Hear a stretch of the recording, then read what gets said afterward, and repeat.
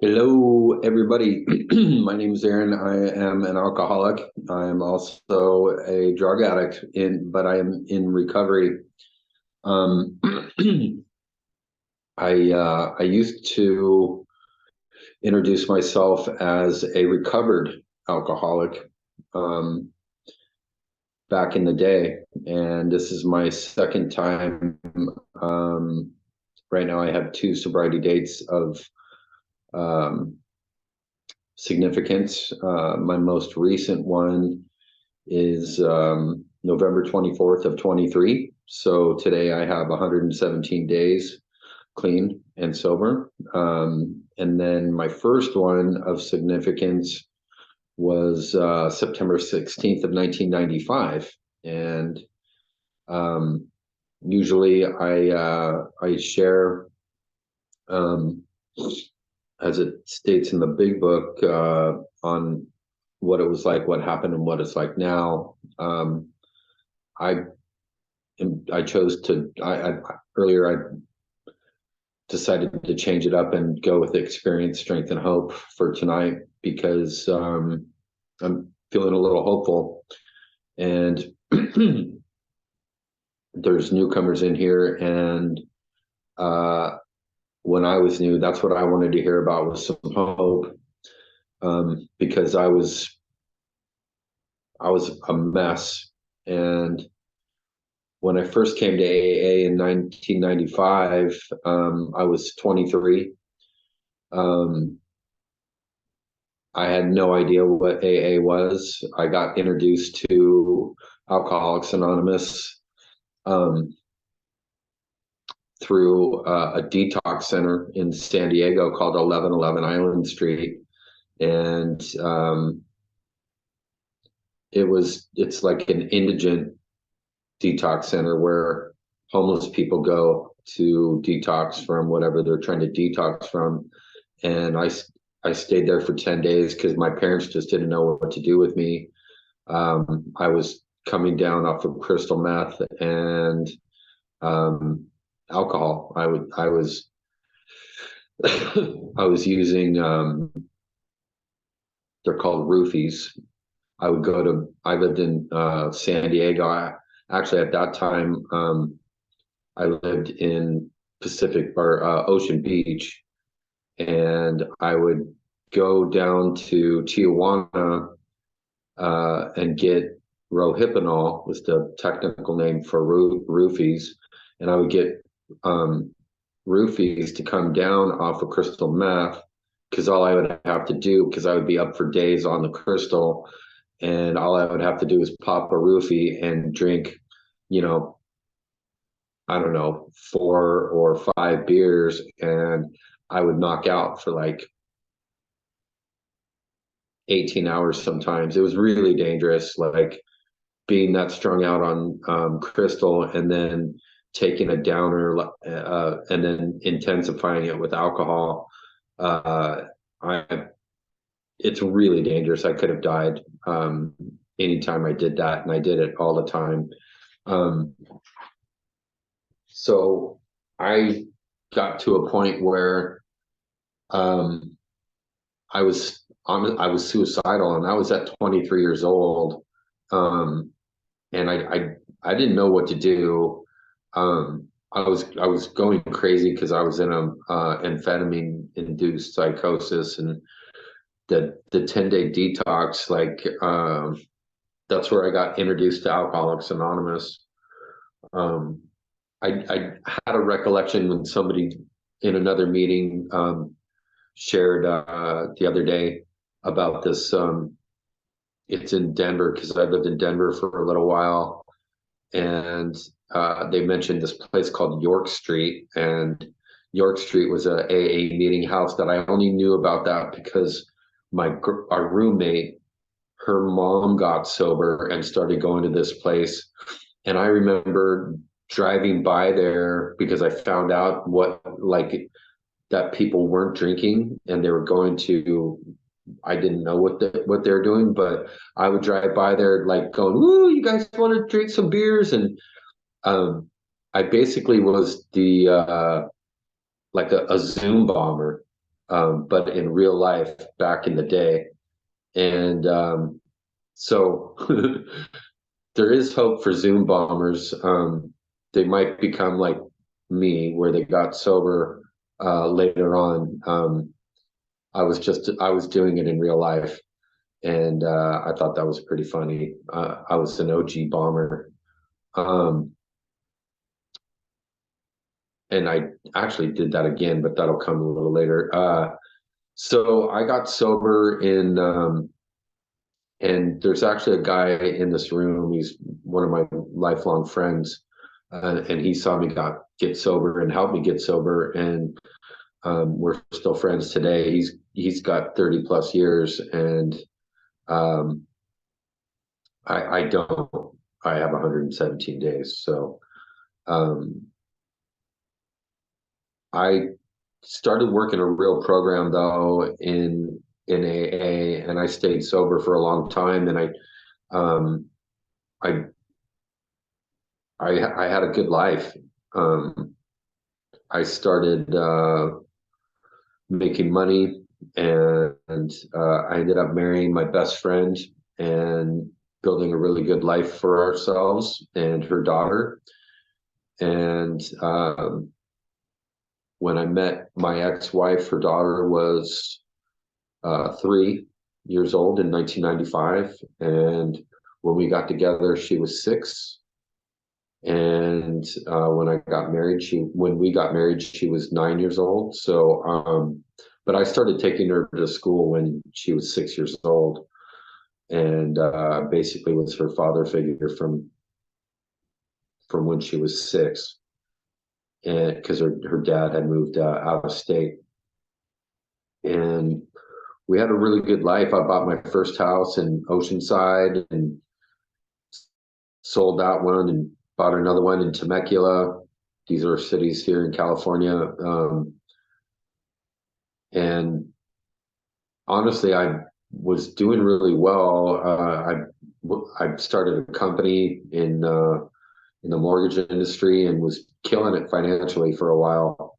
And then there was a collapse of that industry in 2008. And that was kind of like the beginning of the end for me, because I put a lot of value and of my identity in money and things, because I saw everybody around me getting all this good stuff in sobriety, and that's kind of what I wanted. And then when I stopped making money in 2009, because I literally went out of business overnight. I tried to hang on to it for a little while, but it just didn't work. I went from being the broker to go working for the bank, and anyway, things didn't work out for me financially, and I ended up losing um, 3 homes and that company in sobriety. And um, I think I made money my higher power. And in 2005, like, I was a theist, honestly, until about 2005, and that's when I came out as an atheist. Honestly, I I don't know why, but I just stopped believing in God, and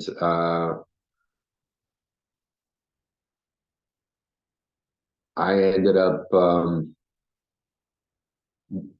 making money and things more important than anything else.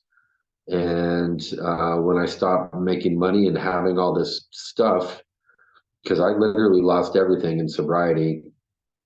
Um, when I relapsed, I had 14 years sober, and my ex-wife had 20 years sober, and we were living with a friend of hers, renting a room for me and my ex and her daughter. She had a pretty big house, and we had our own like wing of the house that we were renting. And um, I don't know, I don't know what got into me, but drinking and using sounded like a good idea again. And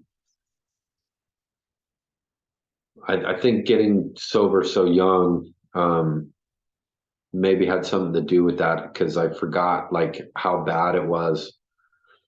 And going going back out and taking like I remember it was a Friday. It was September 4th because my birthday was on September 16th. That year was on a Wednesday. September 4th was the Friday that I went out. So it was about 12 days before my 14th birthday. So I had 13 years, 12 months, and 352 days, something like that. Um, and we decided to smoke some weed, my ex-wife and I. Her mom had moved in with us, or was about to. We were just about to move out of the place that we were in. We had just got a new one, and her mom was moving in with us because she had a really bad form of cancer and was going to be on hospice. And I got elected to go pick up the weed for her, the medical marijuana, at 14 years sober. And the weed back then, when I quit, I was smoking brickweed from Mexico, and it had seeds in it. And if it was green, I was lucky. It was usually brown, and it smelled like shit, and it barely got you stoned. Um, the green stuff and good stuff, seedless stuff, was few and far between back then in '95, and it was really expensive.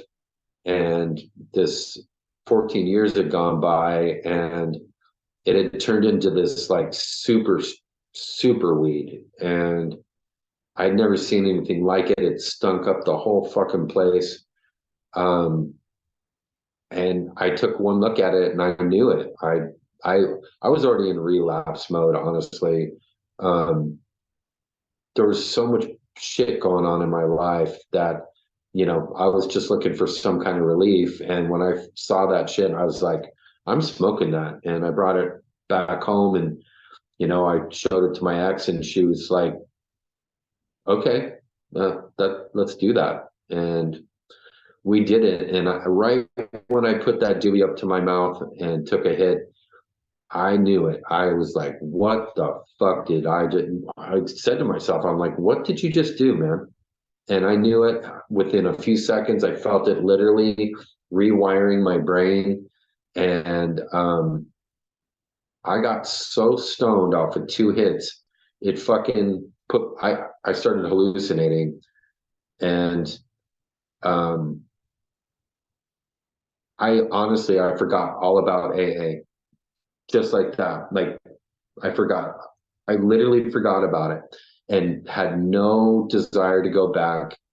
Um, Within 5 days, we were drinking, and literally from that moment, I was. I don't think I was not high for the next 14 years. I stayed in a relapse. Within a few, I was divorced, and like our relationship, like her daughter never saw us drink or use until she was 17 years old. And when we used to have a really good relationship, never fought. And when we did, it was like civil, and, like adults argue and come to a conclusion. Hey, maybe we should talk about this tomorrow. And, you know, normal conversations. We drank, and it was like adding kerosene to a fire, or gasoline. It just blew up. And man, it got so bad so fast that it was intolerable. Like, we were both alcoholics and both had the worst possible reaction to it. And it just got where we couldn't live with each other and ended up splitting. And right after that, a friend of ours had moved in with us, and I had started a new company, because I was able to save a little bit of money from the company before. and he moved into it. We had a big property out in Menifee, and that ended up being a really bad thing where he had some mental health issues, and he ended up hanging himself from a tree in my backyard. And um, that really fucked me up, like really, really bad. And you would, I look at that back at that now, and that should have been like a huge red flag to get sober again. But it never even occurred to me that that was part of the problem with both of us, because he was sober too. He was a sober friend, and he relapsed before me. And when his suicide fucked me up so bad, I should have got sober right then, but I didn't. And I kept, it never got bad enough for me personally until last year, where, and it's still like, I'm sitting in the same spot that I got sober in last year in July. I quit drinking last July, and I was just sitting here like not, I had nothing. Like I have stuff, but I was so empty, and I hated myself so much inside that it stopped working for me. Like I couldn't get drunk enough to make myself feel better. And that was the catalyst for me getting sober this time. I honestly, I just couldn't,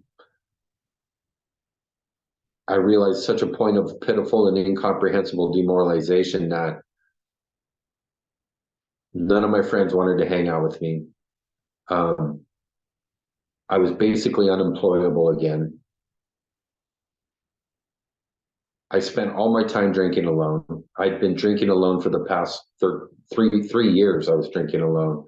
You know, I wrote about it in my 4 step, and I used to say I drank alone for a year, but when I looked at it on paper, I actually drank alone for 3 years, because I was going to the bars by myself and leaving by myself.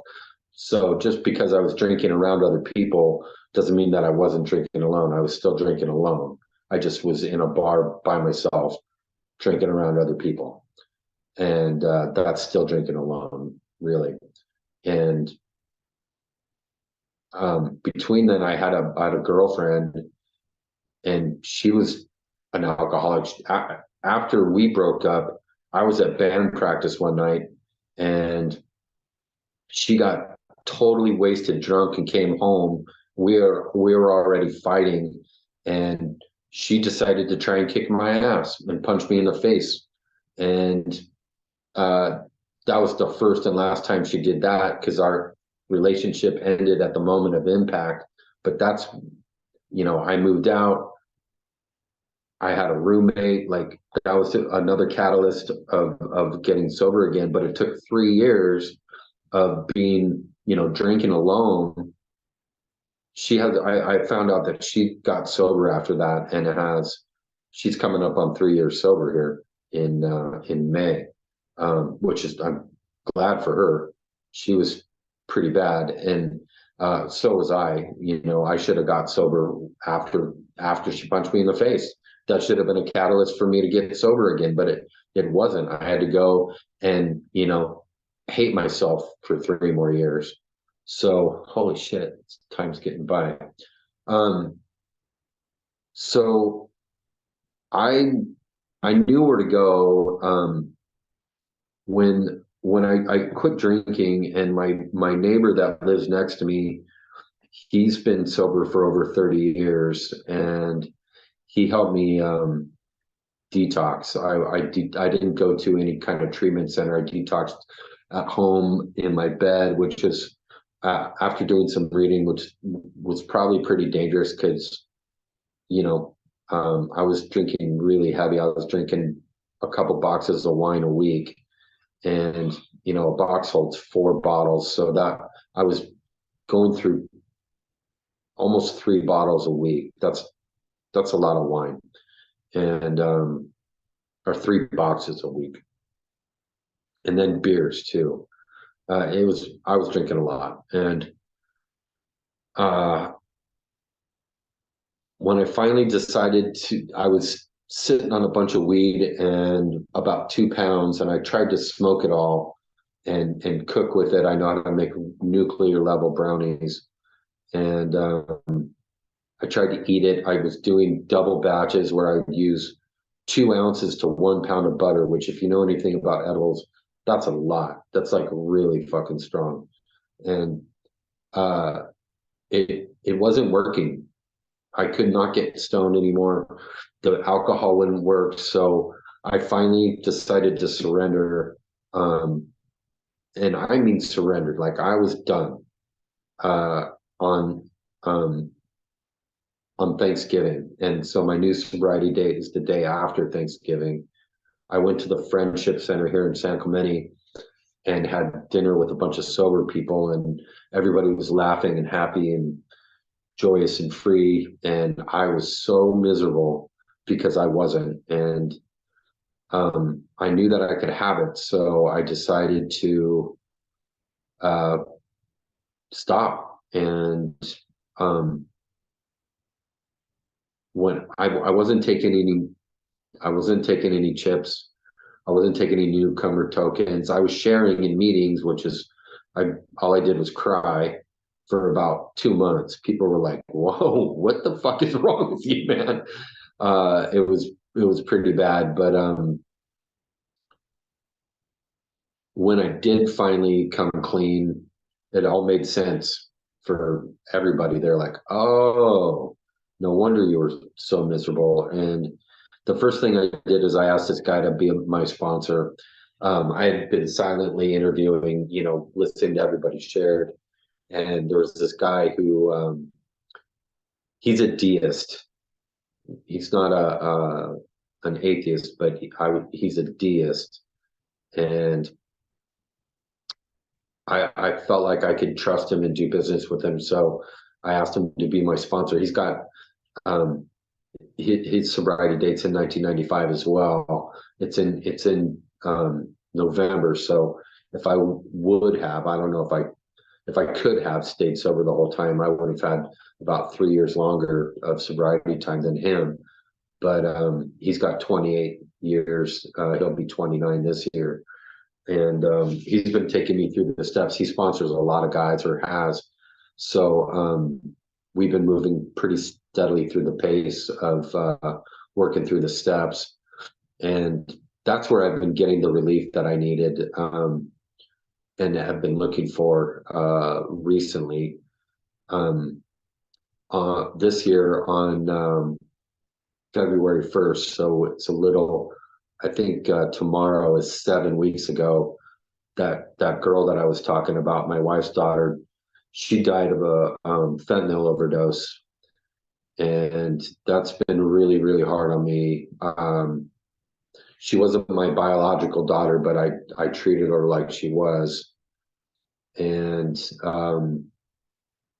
I can't talk about that too much because I'll get upset. But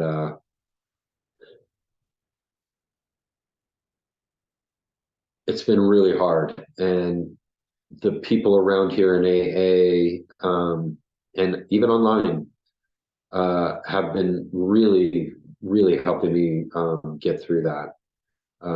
They've really been here for me, all the local people, because I go to a lot of meetings. I don't just, I love going to secular meetings, but I also go to, regular online meetings. I go to a lot of in-person meetings.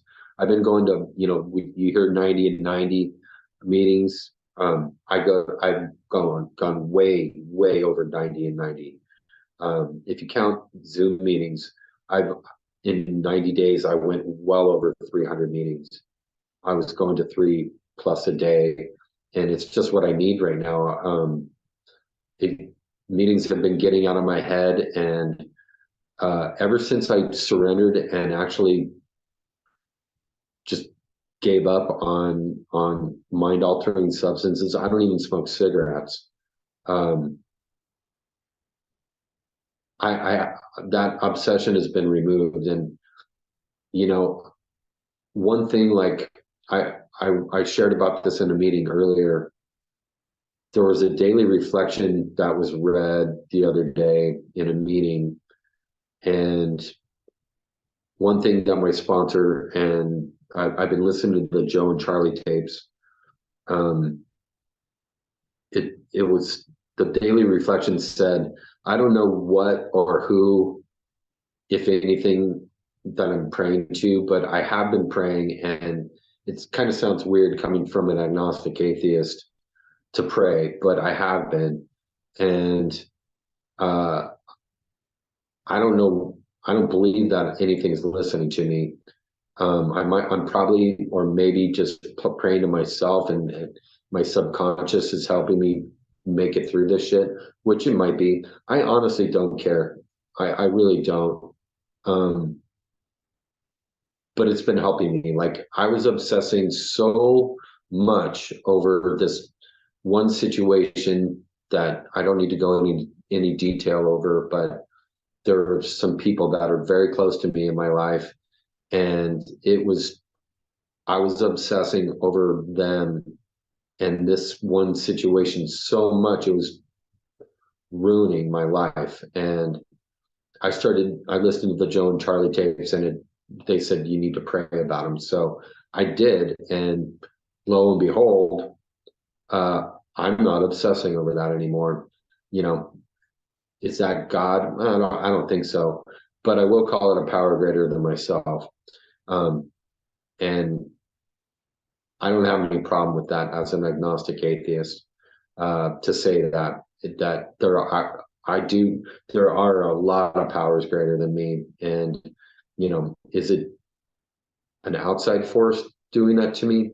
I don't know. And again, I don't care, because it's helping me. And um, I'm sitting here today talking to you guys with other people in the room that are newly sober, and uh, having long-term sobriety and then going out and ruining my life for the past 14 years and having to come back, like, that was the hardest thing I've ever done. Like, walking through the doors of my local hall again by myself, that was, it was, I didn't know what to expect. And it was really, I felt humiliated, and all I did was cry the whole time. And it was the hardest thing I've ever done. But now that I'm on this side of it, it was like the best thing that I've ever done for myself, because I feel so much better than I did a few months ago. I was miserable, and today I'm not. And I've been able to walk through incomprehensible grief, and to be on this side of that, like, if this would have happened, if Sarah would have died, her name was Sarah, if she would have died while I was drinking and using, I know for a fact I wouldn't be sitting here today, because her mom told me about her fentanyl use while I was drinking. And I used to plot the murder suicide of her boyfriend if she ever lost her life to that shit. But luckily, I got sober. They were in a different state from each other, so he didn't really have anything to do with it. And I just don't think like that anymore. So he's lucky for that one, and so am I, because like I said, it would have been really bad both ways. I know that's really heavy to talk about, but that's kind of like where I was, like. And so as far as experience, strength, and hope goes, like, the hope is I know, like, if I don't want to use or drink anymore, I don't have to. Like, I used to not have a choice. Like, I did not have a choice. I had to go to the liquor store when I ran out. I had to, like, I didn't even have control of my car. I'm like, okay, you're out. You're not going to drink today. And my car said bullshit, and I went there every fucking time. Like, I could not do it. Like, I had to. I was like, and I would God damn it, I'd get fucking pissed because I would walk through Costco because it's like the only place where you could buy a lot of alcohol and not look like a weirdo. Even though I probably didn't, I just didn't care. Uh, but I would buy boxes of wine, and man, my neighbors probably like, well, like, fuck, that guy lives there alone and he drinks all this shit by himself. Like, it was really bad. But today, like sitting here, like I'm drinking tea instead of wine and beer and whatever else I felt like because I live alone here and I do what I want, you know. I anyway, um, it's nice to have choices back and wow, okay. I think that's probably about it because we're running out of time. I'm really grateful to be sober, and I know that for people that are new, that sounds weird, but just keep coming back and you'll see what I'm talking about. It's not weird. You too can be grateful to be sober. I didn't think I'd ever be grateful to be sober again, and here I am, like really grateful because I to go back to that, like it would be insane. Like I'd be an insane person to start drinking and using again. And I just have I need to remember that that's waiting for me out there. Like being an insane person is waiting for I'm not pretending I'm really sane right now, but to drink and use again, that would be really insane. That would be really I'd be a nut job to go and do that again. And today I don't have to. And it's really 100% because of AA and rooms like this one and every other one that I go to. So that's all I got to share tonight.